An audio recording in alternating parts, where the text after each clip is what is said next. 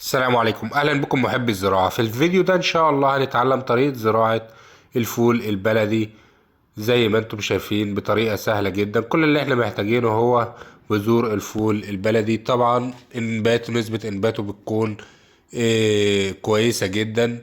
اول حاجة بنحطه في المية زي ما شفتم كده لمدة 12 ساعة على الاقل عشان القشرة الخارجية تلين، وبالتالي نسبة الانبات تكون عالية. بعد ما حطيناه 12 ساعة بتجيب التربة. طبعا أي تربة هو شغال فيها ينفع، في التربة الرملية، التربة الطينية، التربة الخفيفة، أي تربة شغال فيها الحمد لله يعني. هنجيب القصيص معانا اهو، القصيص اللي احنا هنزرع فيه. طبعا يفضل اننا ما نكترش فيه عدد البذور اللي هنزرعها. بالطريقة دي برضو ينفع نزرعها في التربة الدايمة والأرض الدايمة، ينفع نزرعه فوق السطح في السيس كبير. بعد كده بيتم الري عموما بيكون، لو احنا زارعين في السيس بيكون كل أسبوع أو كل 10 أيام كمان لو التربة بتجف بسرعة. أما لو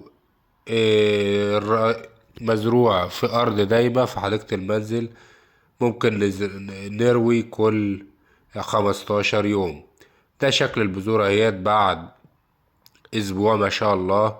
كل الاربع بذور اللي احنا زرعناهم كلهم نبتوا وطلعوا بعد 10 ايام تقريبا. الحمد لله نسبة الانبات كويسة. طريقة زراعته سهلة جدا، ممكن نستفاد منه واستخدامه وناكله، او بيتعمل منه الفول، كمان بيتعمل منه الطعمية وأشياء كتير. وده اهوت بعد أسبوعين ما شاء الله اللهم بارك. يا شايفين النضارة ونسبة النمو عالية، ده بعد حوالي أسبوعين تقريبا.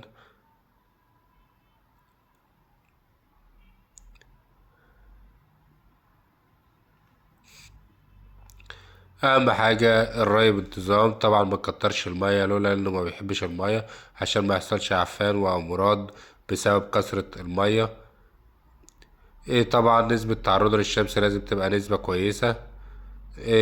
بعد كده انا كنت حطيته في مكان مفيهوش شمس جديدة، عشان كده اتأثر زي ما انتم شايفين كده. الاعواد بتاعته تحسها ان هي ضعيفة شوية، عشان كده لازم يتحط في مكان يكون فيه شمس كويسة، وخصوصا ان احنا في فصل الشتاء.